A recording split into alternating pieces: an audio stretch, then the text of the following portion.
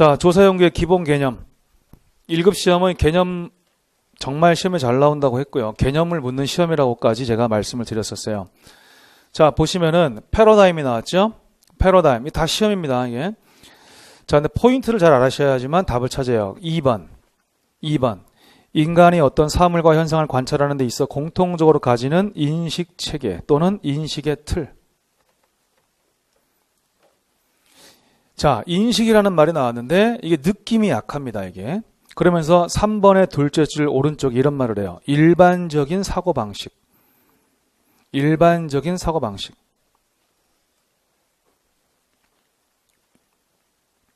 사고방식. 그래도 별로 느낌이 없어요. 근데 밑에 줄을 보니까 어떤 색깔의 안경을 끼고 사회현상을 이해하고 설명하려고 한다. 그래서 안경. 그렇죠? 안경. 어떤 색깔의 안경을 꼈느냐. 노란색의 안경을 끼면 세상이 노래 보일 거고요. 파란색 안경을 끼면 세상이 파래 보이겠죠? 네. 그러니까 어떤 색깔의 안경을 꼈느냐는 어떤 인식을 가지고 있느냐. 인식을 다른 말로 하면은 관점. 예, 거기 인식이라는 말 있죠? 인식이라는 말에다가 관점 또는 시각이라는 단어를 써놓으시면 아마 좀 더 이해가 편해지실 거예요. 관점 또는 시각 이런 단어를 써놓으시면 좀 더 편해질 거예요. 자, 결혼이라는 거에 대해서 간단하게 결혼이라는 거에 대해서 이제 과거에는 이랬어요. 과거에는 결혼은 꼭 해야 하는 거라고 생각했습니다. 과거엔 대체로 그랬죠. 그렇죠? 특히 일찍 하신 분들도 많잖아요. 예. 근데 요새 현재 또는 뭐 최근엔 어떠냐면은 결혼을 꼭 해야 된다라고 생각하는 사람도 있지만 그렇지 않다고 생각하는 사람들도 많이 늘었어요. 선택사항이 된 거죠. 그렇죠? 선택사항. 이거는 뭘까? 이거는 뭐예요? 패러다임의 변화입니다. 패러다임의 변화. 뭐죠? 관점의 변화. 시각이 변한 거죠. 그렇죠? 인식이 변한 거예요. 인식이. 이게 패러다임이라는 거죠. 그렇죠? 우리는 우리 사회복지에서 쓰는 패러다임의 개념을 지금 공부하는 거예요. 상당히 다양한 의미로 쓰는 단어입니다. 이게 상당히 큰 의미 여러 가지인데 우리는 우리 시험에서 쓰는 개념만 일단 알면 되니까.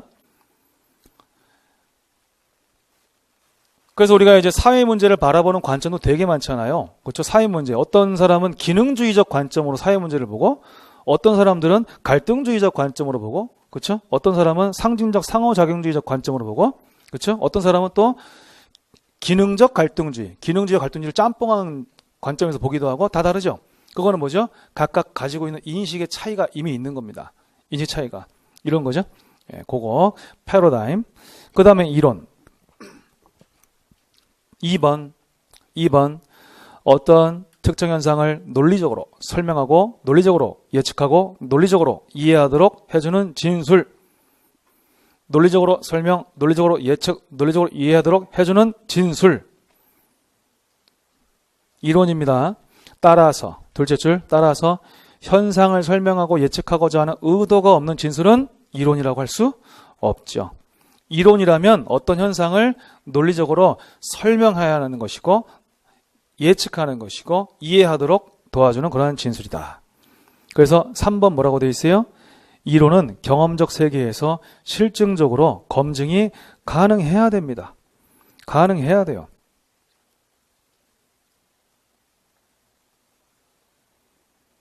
가능해야 된다. 그래서 그 나머지 내용을 이제 보시고 마지막 칠줄에 이런 게 하죠. 따라서 이론은 검증된 가설. 가설이 검증되면 이론이 되는 겁니다. 알았죠? 네, 좋습니다. 넘기시고요. 4번에 뭐라고 되어 있냐면 이론은 하나의 진술로 구성될 수도 있어요. 그러나 대부분의 경우는 2개 이상의 진술로 구성되며 그런 것들을 둘째 줄 명제라고 하죠. 명제. 그러한 것들을. 그러면서 이러한 진술들은 개념과 변수로 구성되어 있으며 서로 밀접한 관계를 가진 2개 이상의 진술들이 모여서 하나의 이론이 정립이 되는데 이거는 외울 게 아니죠. 예, 읽고 그렇군 하고서 지나가는 거지 이거를 뭐 달달달 외우는 그런 내용이 아니에요. 자, 그 다음에 개념과 변수. 중요합니다. 시험에 반드시 나오는 애들이에요. 매년 꼭 나오는 애들입니다. 자, 먼저 개념이라는 단어를 볼게요. 1번 진한 글씨. 어떤 현상이나 사물의 의미를 추상적인 용어를 사용하여 추상적인 용어. 그 다음 관념적으로 구성한 것. 관념. 이 추상적이란 단어와 관념적이란 단어를 딱 보니까 뭐가 좀 답답하죠. 그렇죠? 예, 그러면서 2번에서 뭐라고 하냐면 특정 대상의 속성을 추상화하여 의미를 부여한 것이므로 개념 자체를 직접 경험적으로 측정할 수가 없죠. 측정하려면 구체화시켜야 되죠. 그죠? 근데 추상적인 거는 측정을 할 수가 없어요. 할 수가 없다고. 자, 그래서 개념은 뭐예요? 그러한 것인데 개념은 그 자체로 측정이 불가능하다. 됐죠? 그러면 이제 변수로 이어질 거예요. 변수. 자, 1번. 변수란 연구 대상의 경험적 속성을 나타내면서 그 속성에 계량적인 수치를 부여하여 경험적으로 측정 가능하게 하는 개념. 개념은 개념인데 뭐죠? 측정할 수 있는 개념이죠. 그렇죠? 측정할 수 있는 개념이죠. 왜? 계량적인 수치를 부여했다 그랬잖아요. 수치를 부여했으니까 측정할 수 있겠죠. 어떻게든. 그러면서 2번의 오른쪽. 개념은 추상적인 것이며 변수는 그것에 대한 일종의 조작화. 일종의 조작화. 그래서 뭐라고 되어 있어요? 모든 개념이 변수가 되는 것은 아니지만 모든 변수는 개념이 됩니다. 개념이 더 큰 개념이죠. 그렇죠? 개념이 더 큰 개념. 변수는 개념보다 작은 개념인데 측정할 수 있는 개념. 측정할 수 있는 개념. 알았죠? 자, 그래서 이제 3번 변수와 개념을 구별하는 포인트가 3번에 나와요. 진한 글씨로. 변수는 둘 이상으로 구분되는 값을 가지고 있어요. 그래서 변수는 2개 이상의 값으로 나눌 수 있어야 변수가 됩니다. 얘가 나와 있죠? 성별. 성별이라는 단어는 개념일까 아니면 개념이면서 변수일까? 그렇죠? 예. 성별은 나눌 수 있을까요? 나눌 수 있잖아요. 우리가 알고 있는 상식. 예, 대부분 우리가 아는 상식이 문제에 나와요. 그래서 이제 성별은 우리가 남성과 여성으로 나눌 수 있잖아요. 그렇죠? 수치화할 수 있습니까? 수치화할 수 있어요, 없어요? 변수는 수치화 가능해요, 안 가능해요? 가능하죠. 그럼 얘 성별 수치화할 수 있죠. 그렇죠? 주민번호 7번째 숫자가 1이나 3이면 뭘 뜻합니까?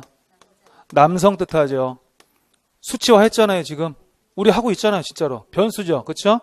주민번호 2나 4는 뭘 뜻합니까? 여성을 뜻하죠. 이런 얘기입니다. 수치화 했잖아요, 지금. 우리가 수치화한 걸 쓰고 있죠. 주민번호 7번째 자리에서 쓰고 있지 않습니까? 그죠? 아, 성별이라는 단어는 변수군요. 그렇죠? 개념이면서 변수예요. 그럼 예를 들어 갖고 자, 남자. 개념이에요, 변수예요? 남자를 나눌 수 있을까요? 나눌 수가 없잖아요. 그렇죠? 잘생긴 놈, 못생긴 놈 이렇게? 아니죠. 예, 아니죠. 그렇죠? 못 나눕니다. 못 나눠요. 우리가 쓰고 있질 않잖아요. 그렇게. 그렇죠? 그렇게 쓰고 있질 않잖아요. 그렇기 때문에 그냥 남자라는 건 하나의 개념일 뿐이죠. 예, 이런 식이에요. 이런 식. 자, 어렵지 않아요. 우리가 성별 그러면은 다 알잖아요. 남성, 여성, 성별 구별하는구나. 이건 다 알고 있고 우리가 쓰고 있어요. 예, 그런 거기 때문에 시험 문제에 대해서 너무 어렵게 예상하시면은 오히려 힘들어지니까 쉽게 생각하세요. 쉽게. 자, 변수의 종류. 한 번도 안 빠졌죠. 그죠? 9, 10, 11, 12, 13, 14. 내년에 또 여기 또 14라고 써있겠죠. 그죠? 내년에? 매년 나와요. 매년 나오는 것만 좀 맞으면 그래도 좋다. 예, 그래도 좋다. 예, 상당히 좋다. 자, 그래서 이제 독립변수는 우리가 보통 알파벳으로 X라고 표기하고요.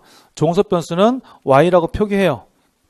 표기를 이렇게 합니다. 하지만 시험 문제는 이렇게 우리 말로 나와요. 예, 독립변수 정도 이렇게 말로 나와요. 독립변수 가로 안에 동의어 많죠. 얘는 원인이 되는 변수라서 원인 변수라고도 하고요. 실험을 하는 변수라서 실험 변수라고도 하고요.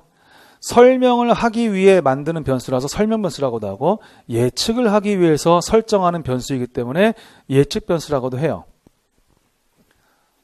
그래서 둘째 줄에 뭐라고 되어 있어요? 시간적으로 먼저 변하는 속성을 가진 변수. 반드시 독립 변수가 먼저 변해야 됩니다.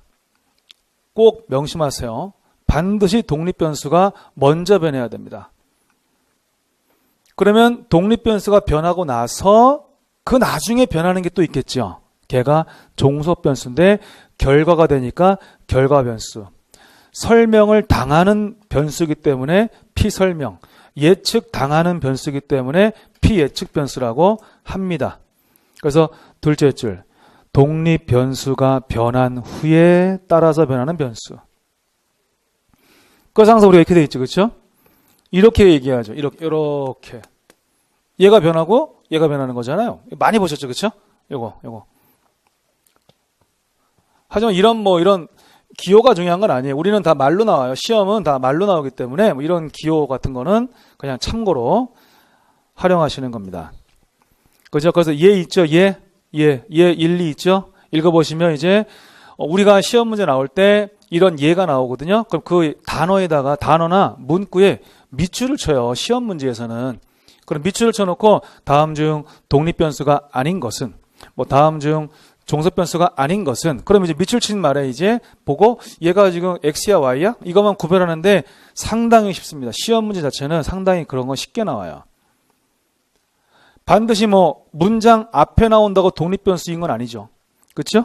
문장 뒤에 나와도 독립변수. 우리말은 그렇죠. 그렇죠? 예, 그래서 끝까지 읽어봐야 돼요. 끝까지. 항상 뭐가 원인이야, 뭐가 결과야, 이거를 따지면 됩니다. 자, 그 다음에 이제 그 알아두기 박스 외워야 될 거 있네요. 독립변수와 종속변수의 성립 조건은 결국 가로 안에 있는 것처럼 인과관계 성립 조건과 같은 말이에요. 같은 말. 자, 암기하셔야 되고요. 이해하셔야 돼요. 둘 다 하셔야 돼요. 얘는 암기도 하고 이해도 하고. 먼저 공변. 함께 변한다. 그렇죠? 공변. 함께 변해야 됩니다. 다른 말로 상관. 서로 관련이 되니까 공변. 함께 변할 수 있겠죠. 그죠? 상관되니까 공변할 수 있는 거예요. 자, 외우는 겁니다. 그 다음 시간차. 시간적 우선성. 반드시 시간적으로 독립변수가 먼저 변하고 종속변수가 나중에 변해야 돼요. 그래야 인과관계가 성립해요. 그 다음 가식적 관계가 아니어야 해요. 그걸 뭐라고 써놨어요? 가식적 관계의 배제라고 써놨죠. 가식적 또는 허위적 관계는 뭐죠? 가짜 관계지. 가짜 관계. 그러니까 가짜 관계를 배제한다는 얘기는 가짜 관계가 아니어야 한다. 그렇죠? 그러면 그 말을 다르게 표현하면 뭘까요? 가식적 관계의 배제, 이 말을 다르게 표현하면은 비가식적 관계라고 써놔도 같은 말이죠. 비가식적 관계이어야 합니다. 또는 비허위적 관계이어야 합니다. 같은 말이죠. 동의어를 잘 이해하시면 공부는 거의 다 되시는 겁니다. 이거를 또 이제 다른 말로 하면은 외부 설명의 배제. 이렇게도 표현할 수 있어요. 외부 설명의 배제. 외부 설명의 배제. 외부 설명의 배제. 그러니까 외부의 것으로 설명이 되면 안 된다는 뜻이죠. 그렇죠? 예. 오로지 독립변수가 변해서 종속변수가 변한 것이어야 하지 독립변수 외에 다른 것 때문에 종속변수가 변하면 안 되잖아요. 그죠? 그 얘기죠. 그 얘기. 봐보세요. 자, 제가 이렇게 화살표를 이렇게 올리는 거는요, 증가한다, 좋아진다, 그런 뜻이에요. 예. 소득이 증가하면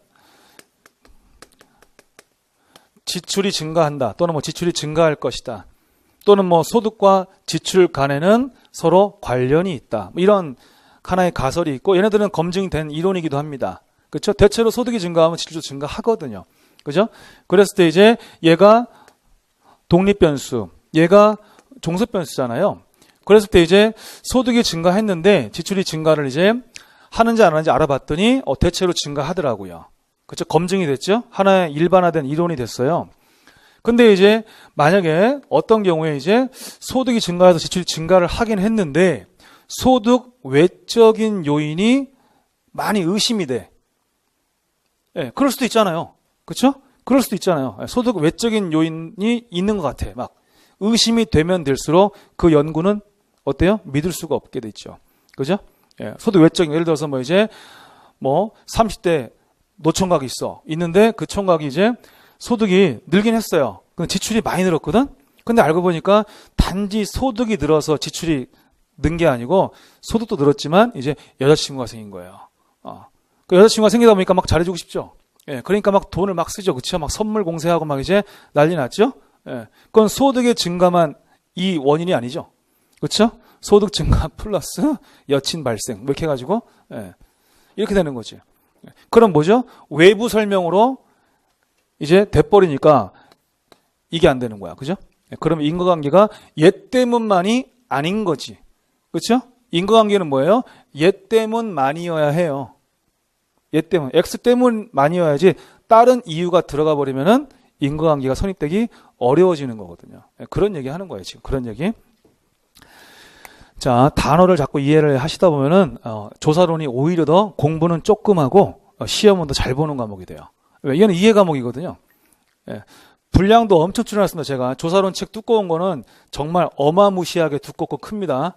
예, 그래서 시험 위주로만 지금 불과 조사론인 제 책이 100페이지 정도밖에 안 돼요. 100페이지. 예, 아시죠? 나중에 시험 잘 보고 감사하다고 하셔도 되겠죠? 예, 많이 줄여놨어요. 어마어마하게 많이 줄여놓은 겁니다. 그리고 이 안에서도 지금 계속 줄일 거예요. 제가 이 안에서도. 예. 자, 매개변수. 매개. 뭐라고 돼 있어요? 인과관계를 매개해주는 역할을 다른 말로 표현하면은 중간 다리 역할입니다. 중간 다리 역할. 중간 다리 역할.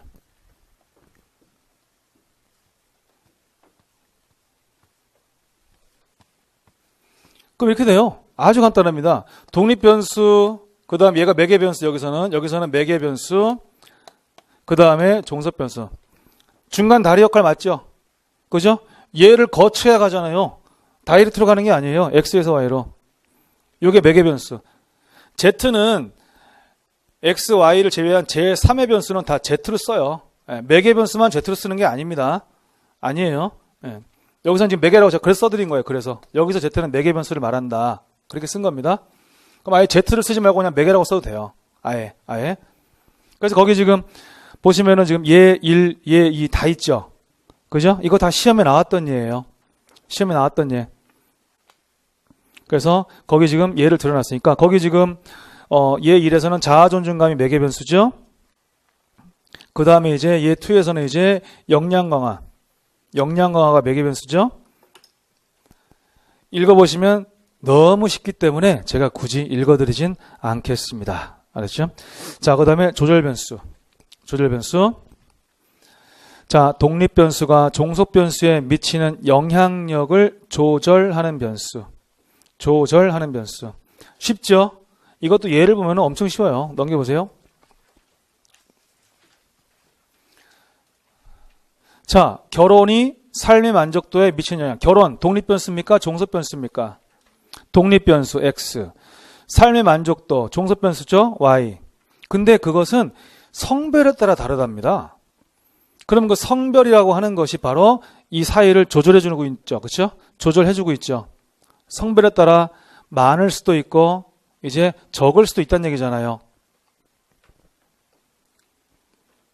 시험 문제는 되게 쉽게 나와요. 그럼 이때 성별에다 밑줄 쳐놓고 저게 무슨 변수? 그럼 딱 읽었을 때 제가 조절하고 있네. 그럼 조절 변수. 이게 답입니다. 그래서 시험 문제 자체가 어려운 건 아닙니다. 이게 이해하는 과정에서 조금 뭔가 좀 어렵게 느껴질 뿐입니다. 그 다음에 외생. 잘 들어보세요. 자, 독립변수와 종속변수 간에 인과관계가 있는 것처럼 보이지만 실제로는 두 변수가 제3의 변수. 이때 제3의 변수가 외생 변수예요. 밀접한 관계를 갖고 있어 표면상으로만 그렇게 보인다. 표면상으로만. 그러면 이때 셋째 줄 독립변수와 종속변수 간의 관계는요. 진짜 관계가 아니고 가짜 관계예요.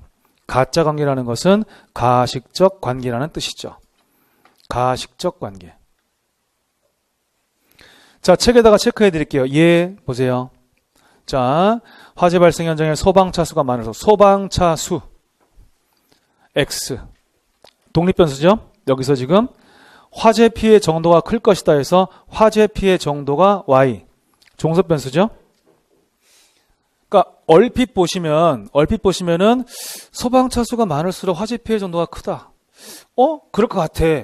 얼핏 왜? 보통 불이 크게 나면은 소방차 많이 가잖아요. 근데 그게 인과관계가 있을까? 그죠? 인과관계가 없잖아요. 그쵸? 불이 크게 났으니까 소방차가 많이 간 거죠. 그쵸? 예. 근데 소방차가 많이 갔으니까 화재 피해가 커요? 이게 말이 돼요? 그러면 소방차가 안 가면 불이 꺼지겠네? 그쵸? 예. 말이 안 되잖아. 근데 이게 그냥 대충 보면은 그냥 그런가 보다 하거든요, 이게 지금. 근데 얘는 말이 안 됩니다. 얘는 가짜 관계야, 가짜 관계. 그쵸? 가짜 관계잖아요. 그러면 소방차 수가 적을수록 화재 피해 정도가 적을 것이다. 이게 말이 돼요? 말이 안 되잖아요, 지금. 얘네들은 가짜 관계죠. 가시적 관계잖아요. 그럼 이때 얘네들이 아까 제3의 변수와 밀접한 관계를 갖고 있다 했잖아. 그럼 제3의 변수가 거기 셋째 줄에 화재의 규모죠. 그죠? 화재의 규모. 그럼 잘 생각해 봐요. 자, 거기 써 있지만, 자,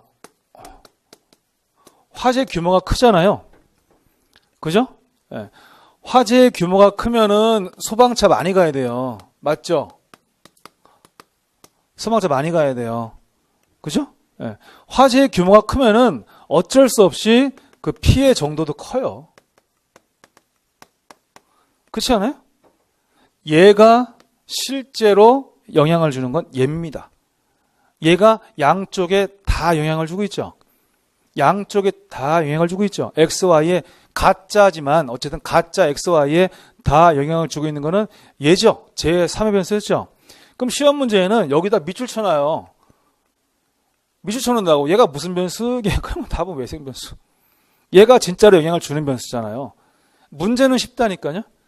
이해할 때 조금 어려울 뿐이지 문제 자체는 되게 쉽게 나옵니다. 실제로 영향을 주고 있는 변수는 화재의 규모라고 하는 것이었다. 이때 화재의 규모는 무슨 변수인가? 답, 외생 변수. 예, 문제 자체는 어렵지 않다고요. 아셨죠? 자, 그 다음에 이제 외생 변수의 반대 개념으로 여기서 쓰고 있는 게 억압이에요. 외생 변수의 반대 개념입니다. 반대 개념. 자, 억압, 뭔가를 억압한다, 또 무엇인가를 왜곡한다라는 것은 사실을 억압하고 사실을 왜곡시키는 거예요. 자, 기억을 잘 보세요. 두 변수가 각각 제3의 변수와 상관되어 있어 실제로는 두 변수가 관련이 있어요. 있어. 아까랑 반대죠? 좀 아까랑 반대죠? 좀 아까는 실제로 관련이 없었잖아요. 그죠? 그때 실제 관련이 있는 변수가 외생이었고 얘는 뭐죠? XY가 실제로 관련이 있어요. 있는데 무엇 때문에 없어 보이는 거지. 그죠? 없어 보이는 거. 그랬을 때 관련이 있는데 없어 보이는 거를 가식적 영관계. 영이란 단어가 들어갔죠? 가식적 영관계라고 합니다. 아셨죠? 가식적 관계는 가짜죠. 가식적 영관계는 뭐예요? 진짜인데 가짜처럼 보이는 관계죠. 진짜인데 가짜처럼 보이는 관계. 이게 이제 가식적 영관계죠. 진짜인데 가짜처럼 보이는 관계. 가식적 영관계. 그랬을 때 이때 원인이 되는 변수가 니은에 있는 것처럼 억압 변수. 억압 변수. 자, 예를 보세요. 자, 교육 수준이 높을수록 소득 수준이 높다. 이때 교육 수준은 뭡니까? XY. XY 중에 X, 독립변수. 그쵸? 뭐 X 몰라도 그냥 독립변수. 그 다음, 소득 수준은 종속 변수죠. 근데 이 말이 대체로 맞을까요? 안 맞을까요? 교육 수준이 높을수록 소득 수준이 대체로 이 말이 맞는 말일까요? 안 맞는 말일까요? 대체로 맞습니다. 일반적으로 그러합니다. 얘는 진짜죠. 원래 진짜 관계예요. 근데 거기 지금 셋째 줄에 그런 얘기를 해놨어요. 인과관계가 있음에도 불구하고 그 관계가 연령이라는 변수에 의해서 왜곡되고 있다. 왜곡되고 있다. 왜곡되고 있다. 자, 연령이라는 변수를 안 넣었으면 되는데 연구자가 실수로 넣은 거예요. 그래서 이제 자, 교육 수준이 높을수록 소득 수준도 높죠. 이건 일반적으로 맞는 얘기입니다. 예, 이거는 가시적 연관계 또는 그냥 이거는 사실관계예요. 사실관계. 근데 여기에다가 연구자가 실수로 연령이라고 하는 변수를 넣어버린 거예요. 연령이라는 변수를 넣어버린 거죠. 그랬을 때 이제 연령이 높을수록 교육 수준은 대체로 높을까요? 낮을까요? 상식. 낮죠. 그쵸? 연령이 높을수록 교육 수준은 대체적으로 낮거든요. 그럼 얘는 높은데 얘는 낮죠? 그죠? 그럼 이거 우리가 이제 마이너스 관계라 그래요. 부적 상관관계. 여기 뭐 부정적인 상관 이렇게 나타나는데 이거는 지금 이해를 돕기 위한 거지 얘는 시험이 아닙니다. 이 자체는 시험이 전혀 아니에요. 그 다음 연령이 높을수록 소득 수준은 높습니까? 낮습니까? 대체로. 높죠. 당연히 높죠. 그렇죠? 우리가 생산 가능 인구는 15세에서 64세죠. 상식적으로 생산 가능 인구는 15세에서 64세잖아요. 연령이 높을수록 당연히 소득은 증가하죠. 그죠? 얘네들은 이제 얘도 높고 얘도 높으니까 이걸 우리가 정적 상관이라 그래요. 근데 이런 거 몰라도 시험 문제하고는 상관이 없습니다. 그렇죠? 예. 그래서 이제 아까 이제 화재의 규모가 크면 소방차도 많이 가고 정적이죠? 정적 관계. 그 다음에 이제 화재 피해 정도도 크고 정적 상관이죠? 외생 변수는 둘 다 얘가 크면 얘도 크고 얘가 크면 쟤도 커요. 근데 얘는 지금 뭐죠? 한쪽은 반대가 돼버렸죠? 이게 이때 원인이 되는 게 얘가 이제 사실을 왜곡시키는 이 사실 관계를 왜곡시키는 왜곡 변수, 억압 변수가 되는데 시험 문제는 다 말로 나와요. 이렇게 말로 나온다고요. 자, 교육 수준이 높을수록 소득 수준이 높다는 그런 이제 일반적인 이론이 있는데 연구자가 연령이라는 변수를 넣으면서 이 관계가 거짓인 것처럼 드러났다. 거짓인 것처럼 드러났다. 그때 연령은 어떤 변수인가? 사실 왜곡시켰잖아요. 그러면 답은 왜곡 변수, 억압 변수. 시험 문제는 그렇게 쉽게 나온다고요. 아시죠? 예. 그겁니다. 자, 그 다음에 통제 변수.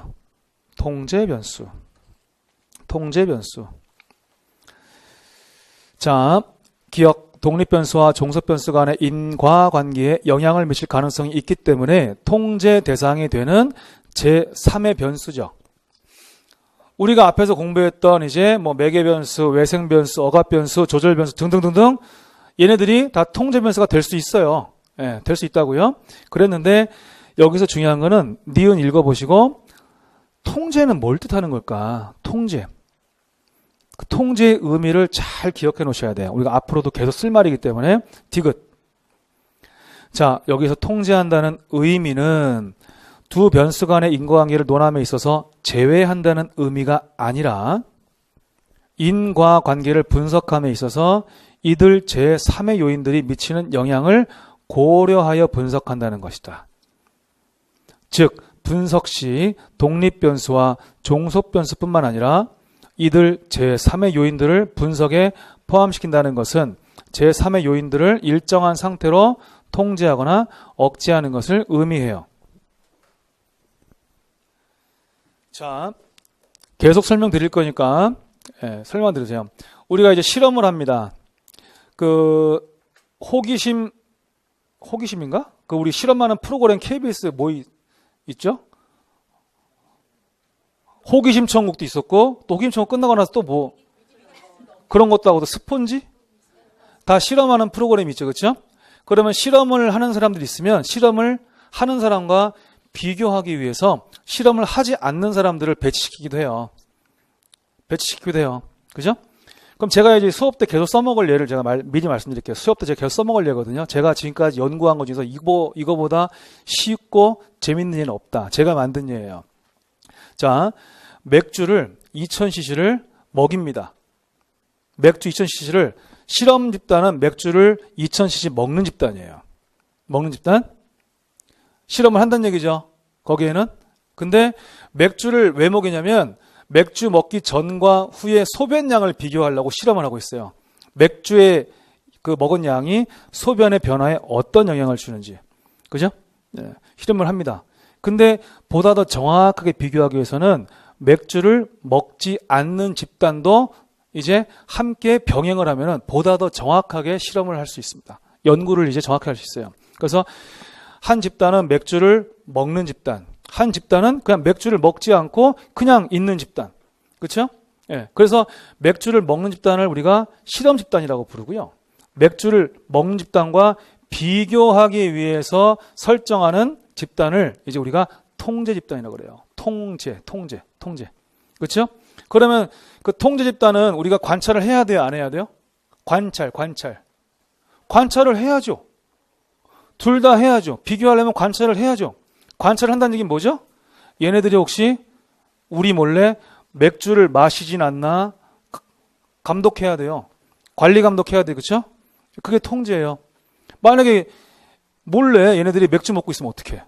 그죠? 그러면 실험이 부정확해질 거 아닙니까? 그러니까 한마디로 얘네들이 진짜로 맥주를 안 먹고 있다는 걸 우리가 확인하려면 계속 보고 있어야 돼. 먹지 마세요. 여기는 그죠? 비교 집단이니까 먹으면 안 돼요 하면서 계속 두고 봐야 되죠. 예. 그걸 통제라고 해요. 통제는 보는 거예요? 안 보는 거예요? 통제는 보는 겁니다. 예. 보는 거예요. 그렇죠? 보는 거. 이쪽은 이제 맥주를 2000cc만 먹여야 되고 2000cc는 하나도 안 먹여야 되죠. 그죠? 그걸 이제 안 먹었다라는 걸 계속해서 보고 있어야 되죠. 몰래 먹을 수도 있잖아. 이런 게 통제의 뜻이에요. 알았죠? 통제의 뜻. 자, 통제 의미 앞으로 또 설명드릴게요. 3번. 변수의 척도 수준에 따른 종류. 2, 3변수는 최소 단위가 있어요. 있어. 그래서 명목 척도와 서열 척도는 2, 3변수인데 아직 안 배웠지만 나중에 배울 겁니다. 명목 척도와 서열 척도는 2, 3변수다. 예를 들어 가지고 뭐 가족의 수가 있다면 가족 수. 우리가 보통 우리 가족은 뭐 3명입니다. 뭐 또는 뭐 얘입니다. 4명입니다. 뭐 얘기하겠죠. 그렇죠? 뭐 2명입니다. 아니면 저 혼자입니다. 1명. 이렇게. 또는 뭐 3식구입니다. 4식구입니다. 5식구 이렇게 해야죠. 그렇죠? 하지만 우리 가족은 뭐 3.2명입니다. 이런 말이 있어요? 없죠. 일단 소수점으로 들어갈 수가 없어요. 그렇죠?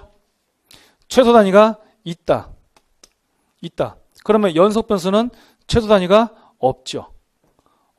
계속 이어질 수 있다. 이 얘기죠. 그래서 연속적 수치로 나타낼 수 있는 건데 등간 척도하고 비율 척도가 수준이 높아요. 이산 변수보다 연속 변수가 높은 수준의 변수입니다. 연속 변수가 높은 수준의 변수예요. 높은 수준의 변수. 그랬을 때 이제 뭐 연속 변수의 예, 키, 뭐 신장, 예, 했을 때 179.51 cm 이렇게 했어요. 얘는 어때요? 0.51. 물론 더 갈 수도 있어요. 더 정밀하게 재면 뭐 179.513234 뭐 이렇게 갈 수도 있죠. 계속 갈 수 있어요. 그렇죠? 얘가 더 높은 수준이거든요. 이런 것들 이제 등간하고 그다음에 이제 비율 척도입니다. 이렇게 그러니까 소수점 이렇게 계속 가잖아 지금. 그죠? 이게 이제 연속 변수 보다 수준이 높은 거. 이게 제 키예요. 이게 제 키. 제 실제 키. 신발 벗고 잰 키. 이게 몰라도 돼요. 시험에 안 나오니까. 자, 그 다음에 이제 정의로 가셔서 정의. 자, 개념적 정의가 먼저 나왔어요. 개념 또는 명목적 정의. 자, 읽어볼게요. 동의어 또는 이미 알고 있는 다른 용어를 사용하여 설명하는 것. 즉, 사전에서 정의하는 것과 같이 어떤 현상이나 사물 등을 정의하는 것이 바로 개념적 정의라고 합니다. 자, 사전에서 정의하는 거 우리가 많이 읽어보셨잖아요. 아, 이런 거를 우리가 개념적 정의라고 말하고 있구나 해서 읽어보시고, 얘 1의 절대적 빈곤, 얘 2의 상대적 빈곤, 아, 얘네들을 개념적 정의한 얘입니다. 얘. 근데 3번에 그런 말을 해요. 동그라미 3번에서 개념적 정의는 추상적이고 일반적이기 때문에, 이런 말을 하죠. 때문에 그 말이 생각나면서 둘째 줄 오른쪽에 이렇게 얘기하죠. 개념적으로 정의한 것을 경험적으로 측정 가능하도록 실증적인 지표로 변환시켜야 하는데 이러한 작업을 조작적 정의라고 합니다. 그러면 이제 항상 순서가 어떻게 돼요? 개념적 정의를 먼저 한 다음에 조작적 정의를 해야 되는 거죠. 이런 가장 기본기가 조사론에서 중요합니다. 이거를 이제 어렵다고 생각해서 하기 싫어, 보기 싫어, 조사론 보기 싫어 이러면은 이제 너무너무 쉬운 걸 놓쳐요. 그럼 시험 문제 조작적 정의가 이루어진 후에 개념적 정의를 실시한다. 그러면은 이거 완전히 너무 쉬운 얘기인데 내가 조사론을 안 봤기 때문에 이런 기본적인 것조차 틀리게 됩니다. 아셨죠? 네. 자, 그래서 이제 당연히 개념적 정의가 먼저고 그 다음에 조작적 정의가 이루어지는 게 당연한 순서죠. 예, 가장 기본적인 거예요. 자, 조작적 정의 2번 보세요. 추상적인 개념을 실증적이고 경험적으로 측정 가능하도록 구체화한 정의. 구체화한 정의. 그러면 어떤 말인지 이해를 하기 위해서는 예를 보시면 돼요. 자, 경제 발전. 이 경제 발전이라는 단어는 너무나 추상적이죠. 예를 들어 가지고 한 국가의 경제 발전 수준을 파악한다. 근데 경제 발전 수준이라는 단어는 너무 추상적이라서 뭘 어떻게 할 거예요? 그렇죠? 뭘로 측정을 해야 되는데 그때 만약에 우리가 측정할 수 있는 지표로 1인당 GDP라는 개념을 우리가 한번 확인해 보면은 경제 발전 정도를 알 수 있지 않을까? 그죠? 그건 대체로 동의하죠. 예. 1인당 GDP가 높을수록 경제 발전이 많이 된 것이고 1인당 GDP가 낮을수록 경제 발전이 덜 된 것이다. 우리가 이렇게 얘기할 수 있거든요. 그렇죠? 네. 그럼 1인당 GDP가 뭐가 된 거예요? 개념의 조작화. 그죠? 개념의 조작화가 된 거죠. 정치적 관심이 높나 낮나를 확인해 보고 싶어요. 근데 정치적 관심 정도? 이 자체는 추상적이잖아요. 그죠? 그렇기 때문에 이거를 이제 뭔가 측정 가능한 걸로 한번 비교해 보고 싶은데 투표율이 높다면 정치적 관심이 높다고 할 수 있을까? 투표율이 낮다면 정치적 관심이 낮다고 할 수 있을까? 생각해 봤는데 괜찮아. 그죠? 투표율이 95%. 우와, 그럼 정치적 관심도가 매우 높다. 투표율이 막 우리나라 지자체 막 교육감 선거할 때처럼 투표율이 막 10%, 15%. 와, 그죠? 정치적 관심 이거 뭐고? 매우 낮다. 이렇게 얘기할 수 있죠. 그죠? 여기서 투표율이 뭐냐고요? 투표율. 조작화된 거. 조작적 정의가 된 거. 이런 거예요. 그래서 이제 측정 가능하도록 변화시킨 거. 이게 조작화 또는 조작적 정의가 되는 거죠. 정의. 근데 이 조작적 정의가 언제 이루어져야 되냐? 이것도 매우 중요한데. 자, 가설 오른쪽 2번 가설 정립 시 유념해야 될 사항이죠. 근데 거기 가로 3번 이런 말이 있어요. 가로 3번에 개념의 조작적 정의가 이루어져야 한다라고 되어 있죠. 그러면 이제 알았어요. 가설을 세울 때 개념의 조작화가 반드시 이루어져야 합니다. 알았죠? 가설을 만들 때예요. 가설을 세울 때 개념의 조작화가 반드시 이루어져야 합니다. 잘 기억하세요. 자, 그래 놓고 가설을 볼게요. 가설까지 보면 쉴 수 있어요. 자, 가설에 의해 2번. 가설은 둘 혹은 그 이상의 변수나 현상들 간의 특별한 관계를 검증 가능한 형태로 서술하여 이들 관계를 예측하려는 진술이나 문장 이랬어요. 가설은 단어 그대로 해석하면은 가짜 이야기죠. 가짜 이야기, 가짜 말. 그러면 가짜 말이라고 할 수 있는 이유는 뭐냐면은 검증 전입니다. 그렇죠? 검증되기 전이죠. 가설이 검증되면 아까 뭐라 그랬어요? 두 글자로 가설이 검증되면 두 글자로 이론이라고 그랬어요. 그렇죠? 얘는 검증되기 전이니까 그냥 가짜 이야기일 뿐이고, 검증이 된다면 진짜 이야기죠. 진짜 이야기가 뭐예요? 이론. 맞죠? 그 얘기하고 있습니다, 지금. 자, 그래서 이제 오른쪽 다시 넘어가서 가설 정립 시 유념해야 할 사항. 가설은 검증해야 되니까 세부적이고 경험적이어야 하고요. 그 다음 2번. 연구 목적 및 조사 문제와 일관성 유지해야죠. 상식. 가능한 세분화시켜야 돼요. 그래서 둘째 줄, 참, 거짓 여부를 실제적으로 검증해야 됩니다. 가설은 검증했을 때 둘 중에 하나예요. 참인지 거짓인지. 가설은 검증했을 때 참으로 검증될 수도 있고 거짓으로 검증될 수도 있고 둘 중에 하나입니다. 어차피. 그리고 3번 했고요. 그 다음에 4번. 가설은 뭐라고 되어 있어요? 진한 글씨. 현실적으로 연구 가능해야 됩니다. 그렇게 하기 위해서 좀 전에 말했던 개념의 조작적 정의가 반드시 이루어져야 가설을 검증할 수가 있게 되는 겁니다. 아셨죠? 그래서 이제 03번에 좋은 가설을 구성하기 위한 조건이죠. 제가 지금 다 설명드렸기 때문에 쭉 읽으면서, 이 가설도 아주 잘 나오는 내용이니까 읽으면서 아하. 워낙 쉬워요. 쉽기 때문에 넘어갑니다. 넘기시고.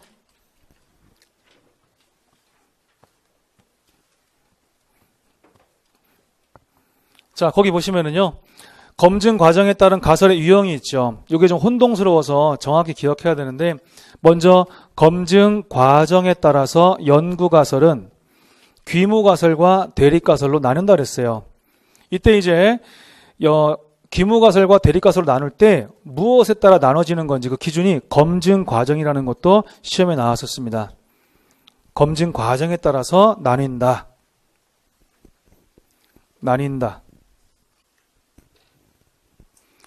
자, 그럼 맨 처음에 나오는 게 연구 가설이잖아요. 연구 가설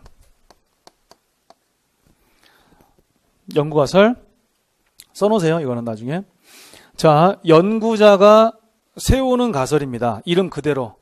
연구자가 세우는 가설. 그렇죠?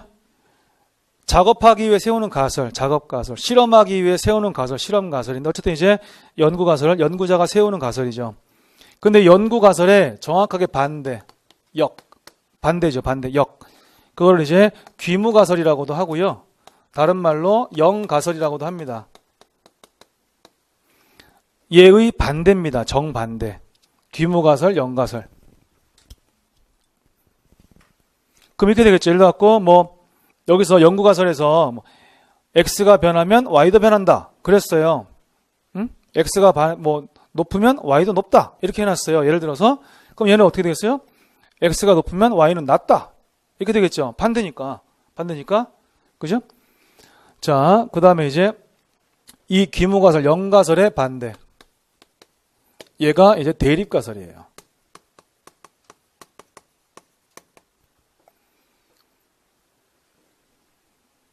대립가설. 그럼 여기서 이제 딱 눈치챌 수 있는 게 있죠.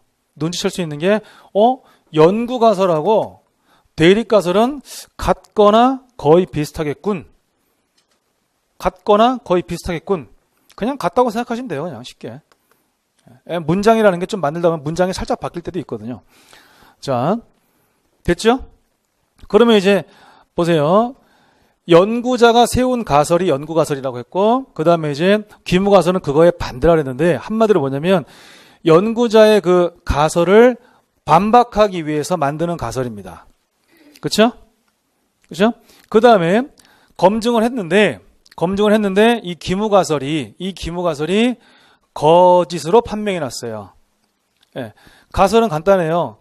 검증을 했는데 사실로 판명이 나면은 채택을 하면 돼요. 사실이니까 그 가설을 채택하면 됩니다. 그 다음에 검증을 했는데 그 가설이 거짓으로 판명해 놨으면 그 가설은 버리면 돼요. 기각시킨다. 그죠? 그래서 이제 이 귀무가설이 거짓으로 판명이 되면 어떻게 해야 돼요? 버려야죠. 기각시켜야죠. 기각시켰을 때 써먹어야 될 가설이 필요하죠? 그때 대립가설을 쓰는 거예요. 얘가 기각됐을 경우에 얘를 쓰면 되는 거죠. 왜? 어차피 얘는 반대잖아요. 그렇죠? 그런 얘기예요. 근데 이것도 시험이 아니고 이해를 돕는 거고, 우리가 여기서 이제 오류라는 게 있어. 오류. 그래서 이제 1종 오류, 그 다음에 2종 오류라는 게 있거든요. 1종과 2종만 구별하시면 됩니다. 3종은 볼 것도 없고 1종과 2종만 공부하시면 돼요. 자, 1종 오류 보세요. 자, 귀무가설 또는 영가설이요. 영가설이 사실이면은 채택합니까? 기각합니까? 채택해야 되죠? 그쵸? 사실이면 채택해야 돼. 근데 실수로 기각을 시켜버렸어. 오류죠. 제가 아까 오류는 뭐라 그랬어요? 실수. 예, 우리가 계속해서 이 오류라는 단어를 계속 볼 거예요. 예, 이 오류는 실수를 뜻합니다. 실수, 에러, 실수를 뜻해요. 이게 말이 돼야 한대요. 그죠? 안 되지만 우리가 조사 연구하다 보면 실수할 수도 있습니다. 사람이 실수할 수 있어요. 그럼 이제 기본적으로 이제 귀무사기 이걸 외워야 돼요. 귀무사기, 영사기, 귀무사기, 영사기. 이게 1종 오류. 귀무사기, 영사기, 1종 오류. 이렇게 외워놓으셔야 돼. 외워놓고 풀어야 돼. 풀면 어떻게 되죠? 귀무가설이 사실인데 기각시켰다. 엄의 실수. 그죠? 예, 1종 실수. 또는 영가설이 사실인데 기각시켰다. 그죠? 영사기. 예, 귀무사기, 영사기, 1종 실수. 이렇게 외우셔야 돼. 그럼 이 말을 뒤집으면은 같은 의미거든요. 같은 의미죠. 그러면 이제 이 말은 뭐냐면 원래 대립가설이 거짓인데 대립가설을 채택했다는 말과 같은 뜻이죠. 그렇죠? 맞잖아요. 예. 대립가설이 거짓인데 채택했다는 말과 같죠. 그죠? 아마 연구자가 실수를 하면 이쪽 실수를 할 가능성이 많아요. 그러니까 얘가 일종이에요. 그죠? 연구자 마음을 한번 잘 생각해봐요. 내가 세운 가설이 맞게 되기를 바라겠죠? 그러려면 어떻게 해야 돼? 귀무가설이 죄다 기각당해야 돼. 연구자 마음에서. 이럴 가능성이 제일 커요. 그러다 보니까 얘가 사실로 판명되는데 자기도 모르게 얘를 인정하고 싶지 않아. 그래서 얘를 기각시켜버렸어요. 그러니까 그게 일종 실수일 가능성이 제일 많다라는 거죠. 심리적으로. 그래서 이제 기본적으로 그런데 이 동의어를 모르더라도 우리가 얘를 알면은 귀무사기는 결국 대립 거체 똑같은 말이 될 수밖에 없잖아요. 예. 이걸 알아놔야 돼요. 얘만 알아놓으면 거의 성공적입니다. 이종 오류는 귀무가설이 거짓인데 채택한 거예요. 정반대죠. 그렇죠? 귀무가설이 거짓인데 채택한 게 이종 오류예요. 정반대죠? 그럼 이 얘기는 뭐예요? 결국 대립가설이 사실인데 얘를 기각시킨 거거든요. 대립사기. 그럼 이거를 4개를 써놓고 4개를 다 외우려고 하면은 절대 못 외웁니다. 머리만 아파요. 예. 그래서 이거 하나만 외워놓으시면 돼요. 요거 하나만 외워놓으시라고. 요거 하나만. 귀무사기, 영사기, 일종 실수. 귀무사기, 영사기, 일종 실수. 이렇게. 귀무가설이 사실인데 기각시켰어. 일종 실수. 그죠? 영가설이 사실인데 기각시켰어. 일종 실수. 그럼 여기서 동의어 나오고 반대말 나오기 때문에 이것만 잘 잡아놓으면 됩니다. 예. 안 그러면 헷갈려요. 안 그러면